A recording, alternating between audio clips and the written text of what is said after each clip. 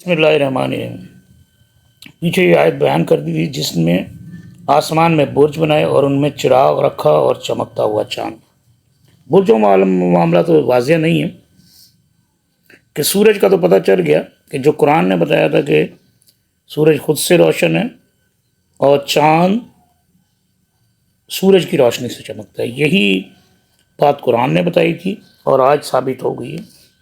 یہ تو اردو ترجمہ ہے، اگر ہم اس کی عربی کا جائزہ لیں تو اندازہ ہوگا کہ دونوں کے لیے کتنے مناسب الفاظ استعمال کیے گئے ہیں۔ قرآن پاک میں سورج کے لیے شمس اور سراج کے الفاظ استعمال کیے ہیں جن کا مطلب ہے چراغ، یعنی کہ جو خود جلتا ہے، جو روشنی دیتا ہے، چراغ جو خود گرم ہوتا ہے اور روشنی خارج کرتا ہے۔ اس کے برعکس چاند کے لیے قرآن پاک میں منیر اور قمر کے الفاظ استعمال کیے گئے۔ یہ الفاظ ایسے اجرام فلکی کے لیے استعمال ہوتے ہیں جو خود سے تو نہ روشن ہوں بلکہ دوسرے اجسام کی روشنی کو منعکس کرتے ہیں۔ قرآن پاک میں کہیں بھی چاند کو سراج، وہاج یا شمس کے نام سے ظاہر نہیں کیا گیا ہے، اور اسی طرح سے سورج کے لیے منیر یا قمر کے الفاظ استعمال نہیں کیے گئے ہیں۔ اس کا مطلب ہے کہ قرآن پاک میں سورج اور چاند کی روشنی کے فرق کو برقرار رکھا گیا۔ قرآن پاک در حقیقت وحی الہی ہے۔ اگر یہ کسی انسان کا کلام ہوتا تو اس طرح کی بے شمار غلطیاں ملتی۔ اسی طرح ایک اور آیت سورج اور چاند کی روشنی کو واضح کرتی جو کچھ یوں ہے، وہی ہے جس نے سورج اور چاند کی روشنی کو جگمگاتا بنایا اور چاند چمکتا۔ القرآن 5:10۔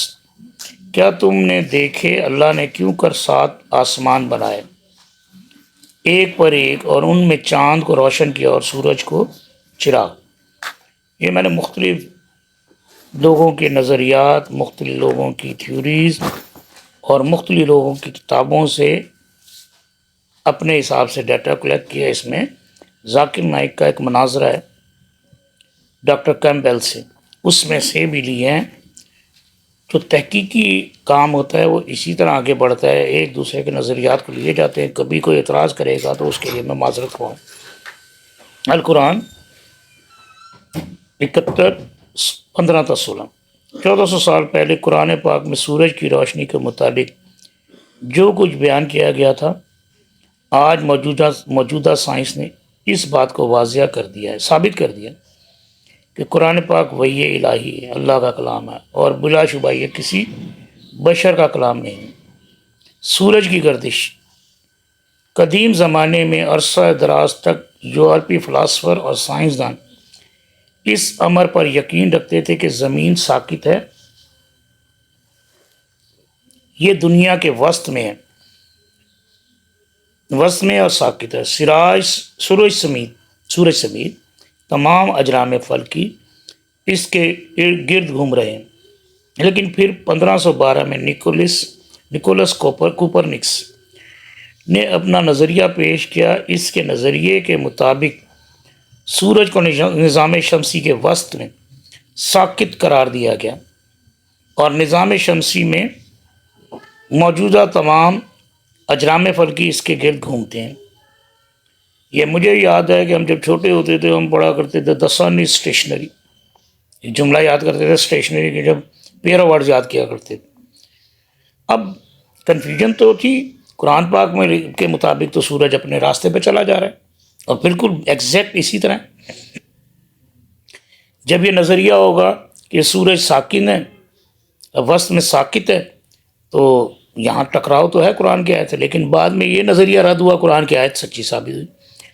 1606 میں ایک جرمن سائنسدان یوہنس کیپلر کی کتاب ایسٹرونومیا نووا شائع ہوئی، جس میں اس نے یہ انکشاف کیا کہ اجرام فلکی نہ صرف بیضوی مدار میں سورج کے گرد گھومتے ہیں بلکہ وہ بے قاعدہ رفتار کے ساتھ اپنے محور کے گرد بھی گھومتے ہیں۔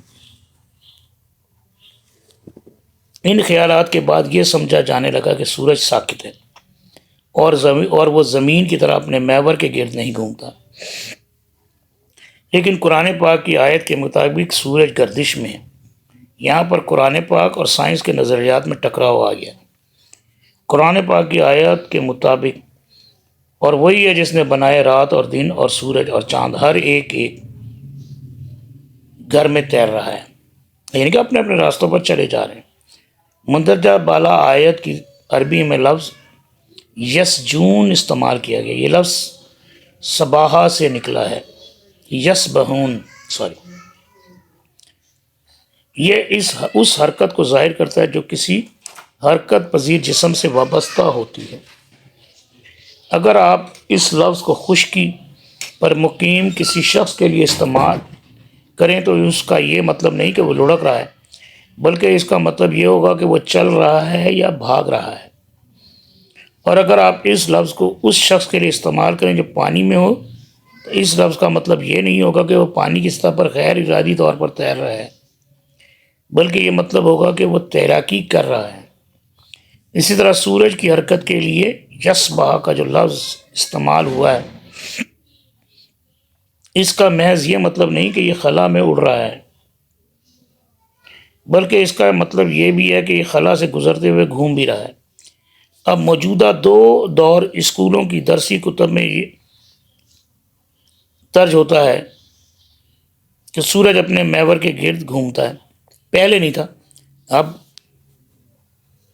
موجودہ دور کی کتابوں میں یہ درج ہے۔ سورج کی حرکت کو تجربے کی مدد سے ثابت کیا جا سکتا ہے۔ اس حرکت کو ایک آلے کی مدد سے ثابت کیا جا سکتا ہے جو سورج کے عکس کو میز کے تخت پر دکھا سکتا ہے۔ آج پتہ چلا کہ سورج پر سپاٹ ہیں جو ہر 25 دن میں ایک مرتبہ اپنا چکر پورا کرتے ہیں، یعنی سورج کو اپنے محور کے گرد ایک چکر مکمل کرنے کے لیے تقریباً 25 دن درکار ہوتے ہیں۔ سورج خلا میں تقریباً 240 کلومیٹر فی سیکنڈ کی رفتار سے سفر کرتا ہے اور ہماری ملکی وے کہکشاں کے مرکز کے گرد ایک چکر پورا کرنے کے لیے اسے تقریباً 200 بلین برس درکار ہوتے ہیں۔ قرآن پاک میں ارشاد باری تعالیٰ ہے، سورج کو نہیں پہنچتا کہ چاند کو پکڑے اور نہ رات ان دن پر سبقت لے جا، ہر ایک گھیرے میں پیر اپنے اپنے راستے پر چلا جا رہا۔ القرآن 36:34۔